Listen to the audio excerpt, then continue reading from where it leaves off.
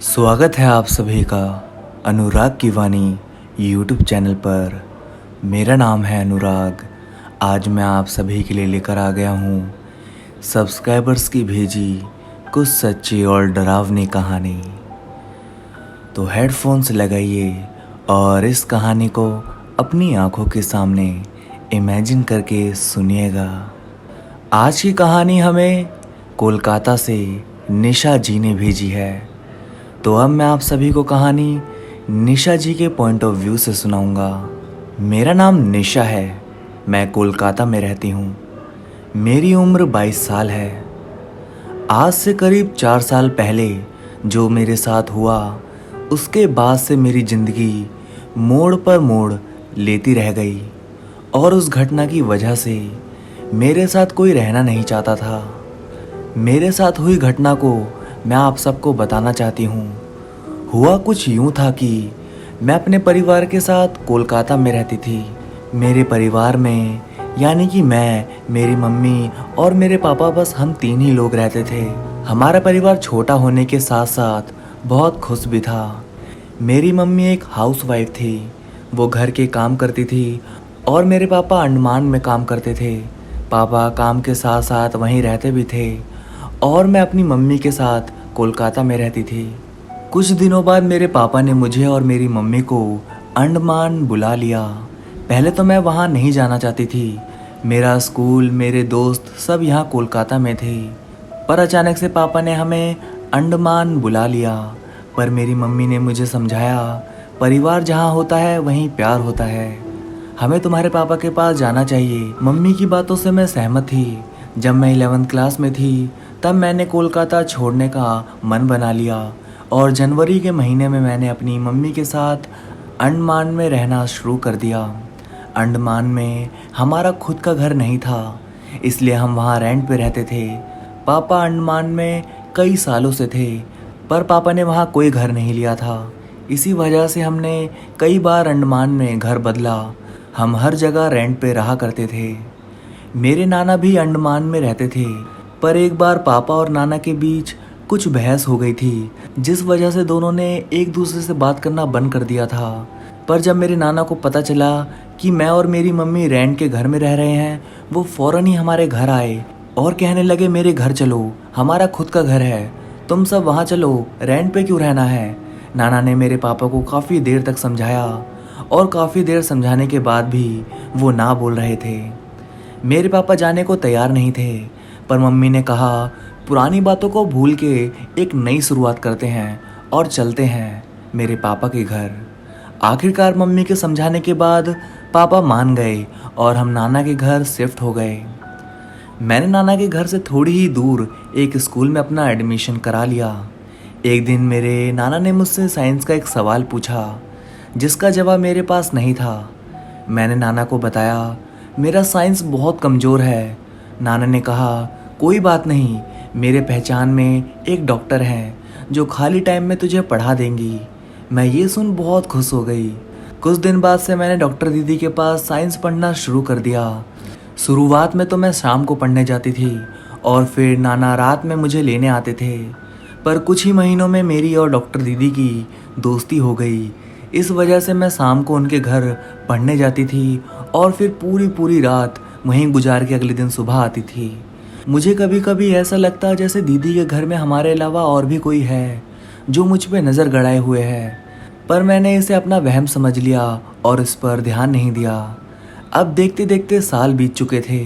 मेरी और दीदी की अच्छी खासी दोस्ती हो गई थी और तो और मैं अब उनके साथ घूमने लगी थी।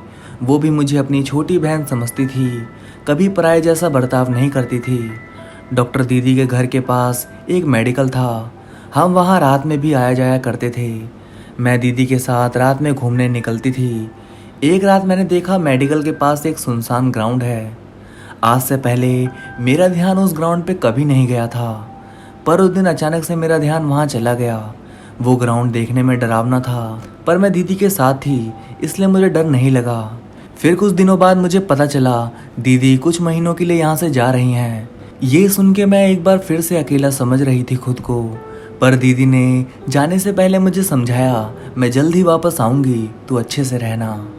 कुछ दिनों के बाद हमने मेडिकल जाना बंद कर दिया क्योंकि डॉक्टर दीदी कुछ महीनों के लिए बाहर गई थी। लेकिन इसी वजह से मेरा रात में बाहर ना जाने का डर भी ख़त्म हो गया था। तब मैं अपना पूरा समय घर पे बिताती थी। मुझे मेरे परिवार के साथ मज़ा आता था। दीदी के जाने के बाद मैं किसी और के पास ट्यूशन नहीं पढ़ने जाती थी, मैं सिर्फ स्कूल जाती थी।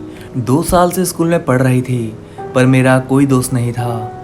लड़कियां मुझसे बात नहीं करना चाहती थी, पर कुछ लड़के मुझसे बात करते थे। मेरी और उनकी दोस्ती हो जाती थी, पर 2-3 दिनों बाद ही हमारा झगड़ा भी हो जाता था। धीरे धीरे मेरी लड़ाई हर एक लड़के से होने लगी। मैं कुछ भी नहीं करती थी, पर सारे लड़के अपने आप मुझसे दूर होने लगे। कोई भी लड़का 2 या 3 दिन से ज़्यादा मेरे साथ नहीं रहता था।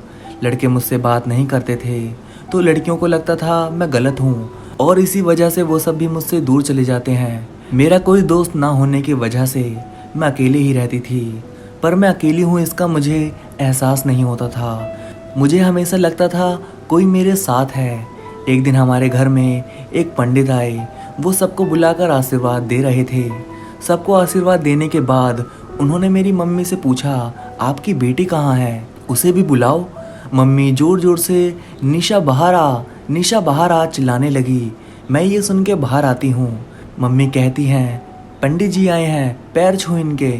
जैसे ही मैं पैर छूने गई, उन्होंने कहा, कोई तेरे साथ रहता नहीं है, जो भी तेरे साथ रहता है वो 2-3 दिन में तुझे छोड़ के चला जाता है। तेरा कोई दोस्त भी नहीं है।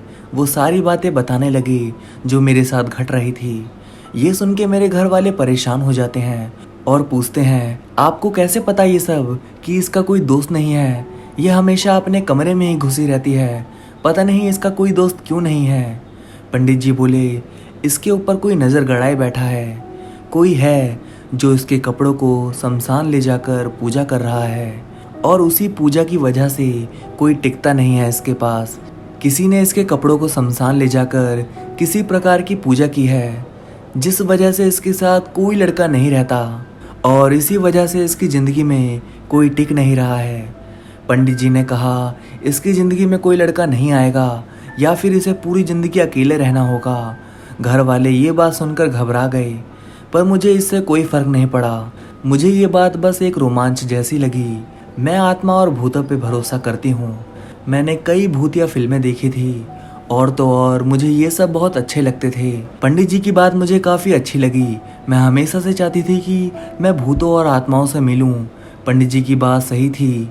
मेरी ज़िंदगी में जो भी लड़का आता था वो कुछ ही दिनों में मुझसे दूर हो जाता था। पंडित जी की बात सुन के मुझे लगने लगा मैं भूतों और आत्माओं से मिल सकती हूँ, और एक ना एक दिन मैं उनसे बात भी करूँगी। कुछ ही दिनों बाद मुझे सपने में मेरा स्कूल और मेडिकल के पास वाला ग्राउंड दिखाई दिया, और कुछ दिन बाद से ये सपने मुझे बार बार आने लगे। सपनों में मुझे कोई दिखाई नहीं देता था, बस हर जगह अंधेरा ही अंधेरा दिखाई देता था। फिर एक रात सपने में मुझे एक धुंधला साया दिखाई दिया, और मैंने देखा कि स्कूल के ग्राउंड के पोल पे एक लड़की चढ़ रही थी, पर वो चढ़ नहीं पा रही थी। ऐसा लग रहा था कि वो चढ़ना ही नहीं चाहती है। पर मैं जैसे ही धीरे धीरे आगे चलने लगी, वो लड़की उस पोल पे चढ़ने लगी। मैं उसके पास जाती रही और वो आगे बढ़ती रही। थोड़ी देर बाद वो जाके पोल के ऊपर बैठ गई। मैं उसके पास गई और उसका चेहरा देखने के लिए झुकी। वैसे ही किसी ने मेरे कंधे को पकड़ा और मुझे पीछे खींचा। तभी मेरी नींद खुल गई। मैं ये सबको एक इत्तेफाक समझ रही थी। मैंने इन बातों पे ध्यान नहीं दिया। अब मुझे अंधेरे में रहना अच्छा लगने लगा था। मैं घर से बहुत कम निकलती थी। मुझे अकेले रहना पसंद आने लगा। मैं किसी से मिलती जुलती नहीं थी। मैंने सोच लिया था जब कोई मेरे पास नहीं आता तो मैं किसी के पास नहीं जाऊंगी। मैं भी किसी से बात नहीं करूंगी। मैं अपना पूरा समय अपने कमरे में बिताने लगी। मेरा घर से बाहर निकलने का मन ही नहीं होता था। मुझे भूत और आत्माओं पे भरोसा था। मैं उनके बारे में खोज करती रहती थी, उनके बारे में पढ़ती रहती थी। एक दिन अचानक से हमारे घर लाइट चली गई। मैंने कहीं पढ़ा था अगर किसी लड़की पे किसी का साया हो तो अगर वो लड़की अपना खून किसी के नाम पे अर्पण करे तो उसकी इच्छा जरूर पूरी होती है। मैंने सोचा लाइट नहीं है, घर में किसी को भी पता नहीं चलेगा, क्यों ना मैं अपने खून से ये ट्राई करूं। मैंने पास रखी कांच की गिलास फोड़ी और उसका एक टुकड़ा उठा लिया। उस टुकड़े से मैंने अपना हाथ काट दिया और गिरता हुआ खून देख के मैंने मांगा कि मुझे एक ऐसा लड़का मिले जो मुझे प्यार करे, हमेशा मेरा साथ दे, जिसे मैं चाहूँ। मैंने अपना खून लिया और दीवार के कोने पे लगा दिया। मुझे लगा मैं जो मांगूंगी वो तुरंत मिल जाएगा, पर ऐसा कुछ भी नहीं हुआ। एक दिन मैं एक लड़के को देख रही थी और वो लड़का मुझे घूरे जा रहा था। मुझे बहुत गुस्सा आ रहा था। वो गलत नज़रों से मेरे कपड़ों और मुझे देख रहा था। मैंने मन में सोचा इसका तो एक्सीडेंट हो जाना चाहिए। इतना कहने के बाद मैं फ़ौरन ही वहाँ से चली गई। उसी दिन शाम को मुझे पता चला उस लड़के का एक्सीडेंट हो गया। ये सुनने के बाद मैं बहुत खुश हुई। मैं खुश इस बात से थी कि अब वो मुझे गलत नज़रों से नहीं देखेगा। अगले दिन सुबह मैं बहुत गुस्से में थी। मम्मी ने मेरी नई ड्रेस जला दी थी। इसी गुस्से में मैंने अपने रूम का गमला तोड़ दिया और गुस्से से घर के बाहर चली आई। पर जब मेरा गुस्सा शांत हुआ तब मैं वापस आई। मेरा गुस्सा शांत होते होते शाम हो गई थी।